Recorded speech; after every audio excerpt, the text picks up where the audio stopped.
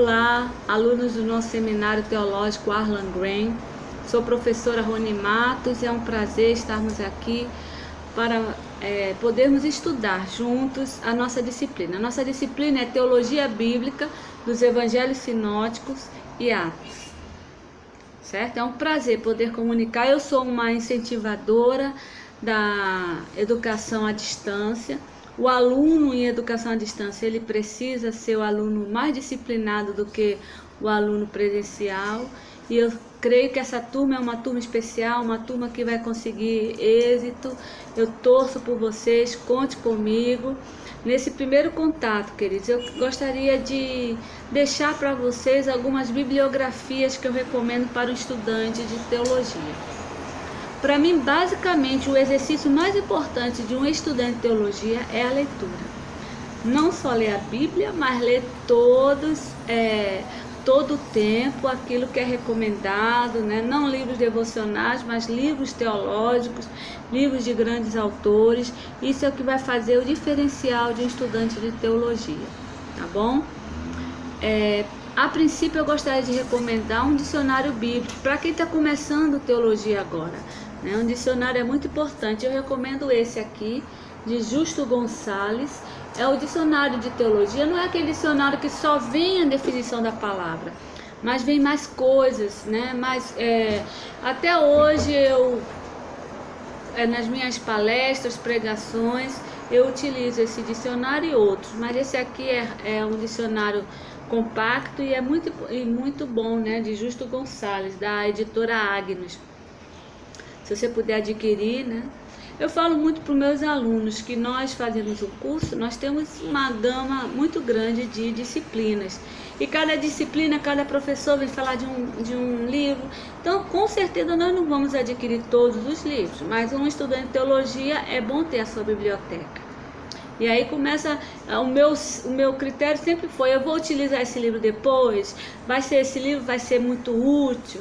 Então, porque nós não podemos comprar todos, né? Tá igual a um professor meu de grego, eu lembro, que ele vendeu um apartamento e ele endoidou, ele falou, eu vou comprar o livro que eu quiser. E ele foi para uma casa de livros, né? Uma livraria, e ele saiu comprando. Ele chegou em casa, teve que dar duas viagens para entregar os livros. A mulher dele quase matou ele. Não podemos fazer isso, né? Mas que a gente tem vontade de comprar, sim. Queridos, aí esse aqui é o nosso livro texto, eu considero. É a Teologia do Novo Testamento, de Zuck, da CPAD. É um livro simples, mas muito bom, assim, não deixa nada a desejar a outros. E eu recomendo, se você puder comprar esse, um pastor, um líder evangélico, um professor, ele sempre está precisando de livros como esse. Então esse livro é para o resto da nossa vida. Existe algo mais específico, como nós estamos estudando os evangelhos sinóticos e Atos, né? Os evangelhos sinóticos são 3, Mateus, Marcos e Lucas, e o livro histórico do Novo Testamento, que é o livro de Atos. Nós temos também vários livros, comentários separados que eu coloquei no portal e vou continuar mandando para vocês. Um deles é esse comentário de Mateus de Carson, um cientista dentro da teologia americano, muito bom. Ele veio para a Consciência Cristã em 2017.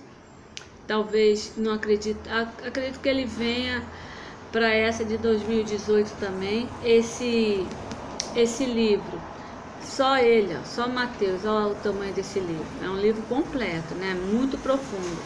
É bom, né? Mas assim, é um livro que necessariamente você não vai ter tempo na sua vida eclesiástica de lê-lo sempre, né? A não ser quem quiser fazer uma pós-graduação, né? Ou quiser ser professor de teologia, assim vai. Outro livro, queridos, que eu acho importante é você ter um livro de panorama do Novo Testamento. Esse aqui me acompanha, eu comprei ele no ano de 90, né? Nós já temos aqui 27 anos. Esse livro é de Gundry, muito bom, certo? Ele também é todo ilustrado, as páginas estão amarelas, mas é um livro bom. Eu recomendo um livro Panorama do Novo Testamento. Outro material bom é um manual bíblico. Esse manual bíblico da Sociedade Bíblica do Brasil, ele é muito bom, muito ilustrado. Ele traz assim, quando a gente está estudando sobre Mateus, ele traz novidades, ele traz curiosidades sobre a vida, né, de um cobrador de imposto naquela época. Ele traz muita coisa do personagem, da moeda da época, da civilização. Então eu acho muito interessante esse manual bíblico da Sociedade Bíblica do Brasil. Recomendo também para um estudante de teologia, um pastor, uma pastora, é um Novo Testamento interlinear. Esse Novo Testamento, você tem o texto grego, porque o Novo Testamento foi escrito, na sua maioria, na língua grega. Nós temos aqui o texto grego e temos ao lado o texto em português. Então é muito bom para consulta, para tirar dúvidas, e eu recomendo esses livros. Tá bom, querido? Fora temos bíblias de estudo bíblico muito interessantes, né? Nem todas eu recomendo, mas algumas é muito importante. Eu gosto muito da apologética, de Shed, e assim vai. Queridos, nossa disciplina Teologia Bíblica dos Evangelhos Sinóticos, Mateus, Marcos, Lucas e Atos, certo? Estou postando uma série de slides sobre a nossa disciplina denominada Evangelhos. Então é muito interessante você abrir esses slides, porque é a partir dele que nós vamos estudar, certo? No primeiro slide tem escrito assim, definição, o que é evangelho? Né? Evangelho vem da palavra evangelho, angelia, que significa o quê? Uma mensagem nova, uma boa notícia. Então, é tranquilo nós podemos definir evangelhos como o evangelho é uma boa notícia dada a alguém, certo? Como se estuda os evangelhos? Nosso objeto de estudo agora são os evangelhos sinóticos, que são 3. Na Bíblia são 4 evangelhos, Mateus, Marcos, Lucas e João. Nós vamos tirar João, porque nós vamos estudar juntamente com os escritos joaninos, e estaremos estudando agora os 3 evangelhos e Atos, porque alguns consideram que Atos é um prolongamento do evangelho segundo Lucas. Quando existe algum acidente, várias pessoas assistem esse acidente, interessante você perceber que cada uma vai contar de um jeito, né? Por mais que tenha sido o mesmo acidente. Então, o que a gente pode chamar de evangelho sinótico é aqueles que tiveram a mesma condução, a mesma visão nesse relato, que o acidente não é um acidente, mas é um mega evento, a vinda de Cristo, a sua vida, né? Então, em Mateus, Marcos e Lucas, eles têm uma mesma congruência que nós chamamos, certo? É uma linha, por mais que são pessoas diferentes, Mateus, Marcos e Lucas, e nós vamos estudar isso. Também eles contam algumas coisas diferentes. Tem algo que nós podemos encontrar em Marcos e não encontrar em Lucas, não encontrar em Mateus, né? Marcos é considerado o primeiro evangelho escrito, é a base dos demais, mas no conjunto eles tiveram a mesma visão, por isso são chamados evangelhos sinóticos, tá bom? Quando nós estudamos a Bíblia, nós temos duas vertentes para estudar. Temos a teologia bíblica, que é o que nós estamos fazendo. Nós estamos estudando passo a passo um livro, nos aprofundando. E tem a teologia sistemática, que é a teologia das doutrinas bíblicas. Quando eu estudo o Evangelho sinótico, quando eu estudo o Evangelho segundo Lucas, passo a passo eu estou desenvolvendo o que a gente chama de teologia bíblica. E quando eu estudo a soteriologia dos evangelhos, ou seja, a ciência, o estudo da salvação nos evangelhos, eu já estou desenvolvendo não uma teologia bíblica, mas uma teologia sistemática, certo? Então isso é muito bom. Hoje se fala em teologia narrativa, que estuda as histórias da Bíblia, mas essas duas são as principais, né? Nós estamos aqui já no sétimo slide. Se você puder acompanhar com esse slide, é melhor para mim, certo? Sinótico é um termo teológico, nós não vamos encontrar na Bíblia, certo? Mas vai traduzir bem o que nós queremos falar, que é a visão conjunta de várias pessoas, certo? É o que nós vamos estudar aqui. Interessante a gente ver, e a teologia estuda, a correlação entre os evangelhos, né?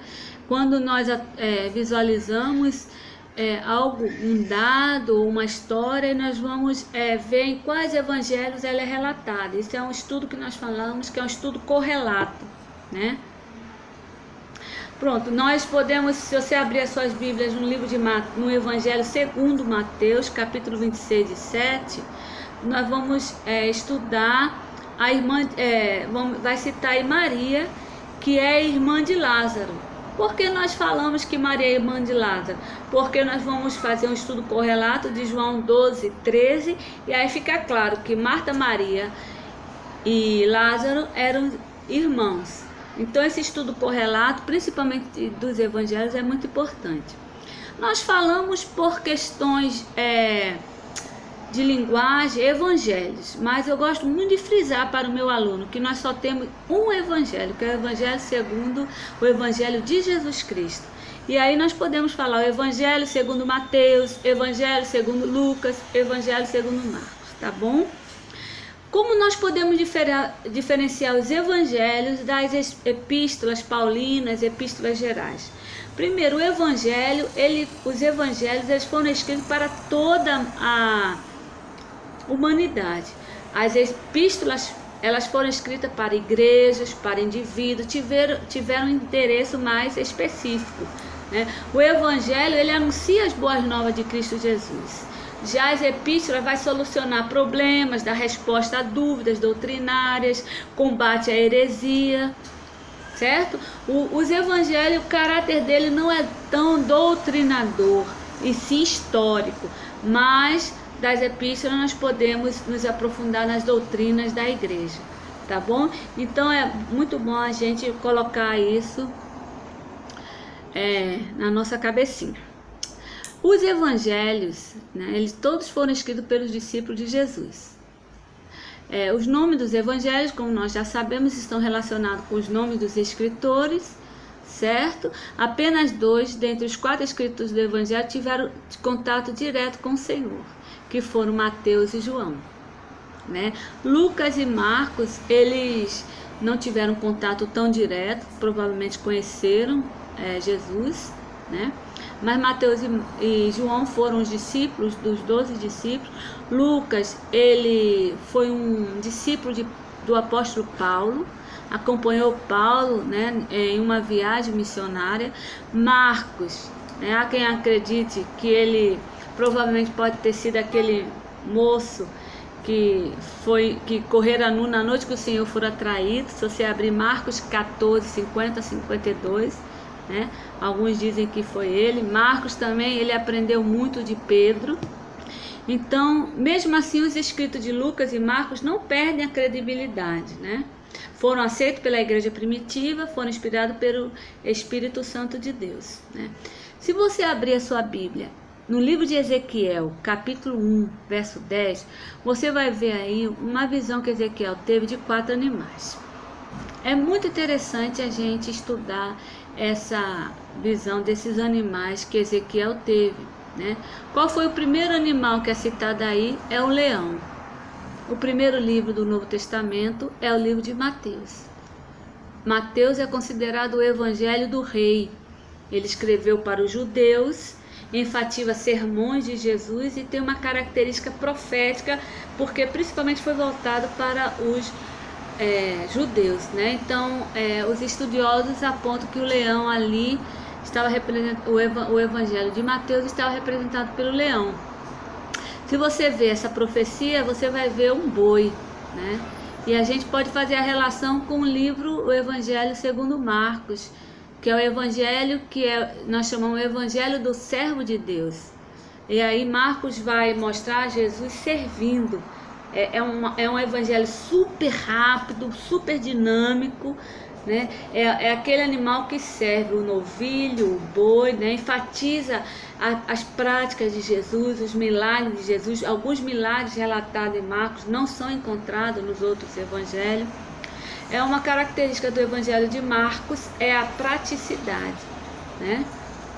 No Marcos 10:45 diz: porque o Filho do Homem também não veio para ser servido, mas para servir e dar a sua vida em resgate de muitos. Então Jesus em Marcos é visto como um poderoso obreiro, certo?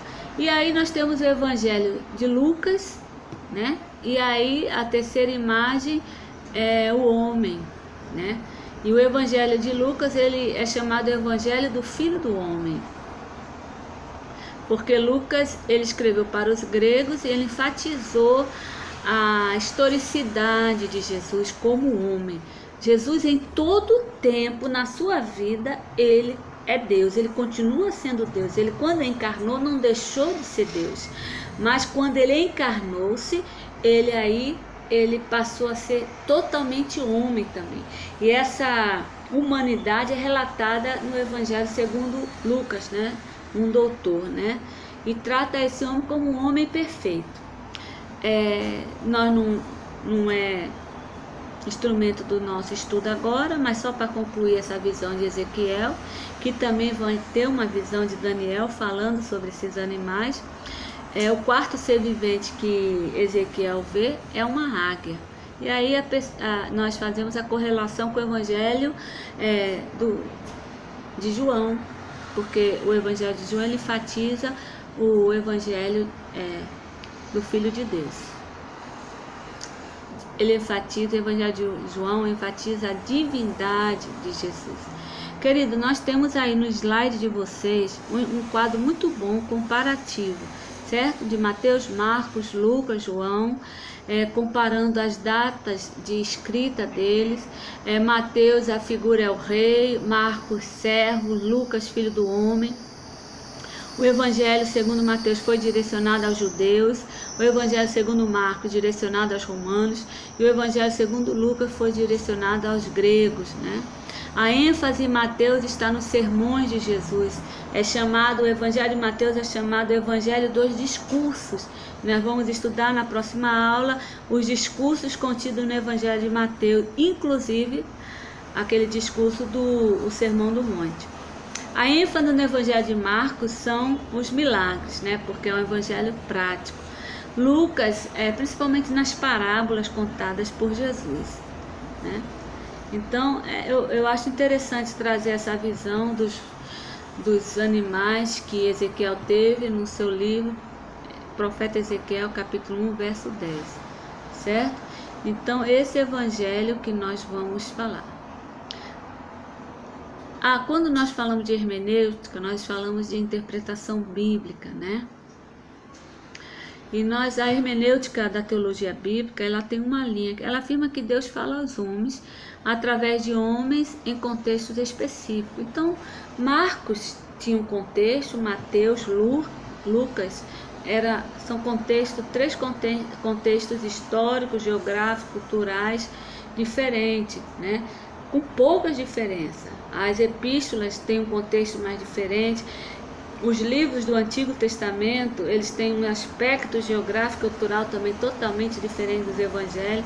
E é por isso que eu recomendei o estudo do panorama do Novo Testamento, certo? Então é bom a gente saber, por exemplo, o que é um sinédrio, um republicano, alguns termos importantes que nós podemos ver. Eu gostaria que você olhasse nos nossos slides, né? Nós temos sinédrio, sinagoga, templo. É interessante essa leitura porque você vai entender um pouco o que é um fariseu, o que é um saduceu, né? O que é um zelote. São homens que constantemente os evangelhos citam, e eu botei aí nos slides que é muito bom você saber o que são essênios, né? Os herodianos. Então eu acho interessante nós entendermos isso, né? Nos slides também está as profecias que são cumpridas, que foram cumpridas em Jesus. A princípio, queridos, eu gostaria que vocês estivessem prestando atenção nesse slide, principalmente até o número 40, certo? Leiam o Zuc, eu vou mandar mais algumas páginas e nós estamos aqui para tirar dúvida. O nosso estudo dirigido que eu mandei, as 10 perguntas eu estou corrigindo e eu acredito que nós estamos mandando até hoje para o portal, tá bom, queridos? Que Deus te abençoe, continue lendo, qualquer coisa assim pode me acionar, porque nós estamos aqui para servir. Deus te abençoe.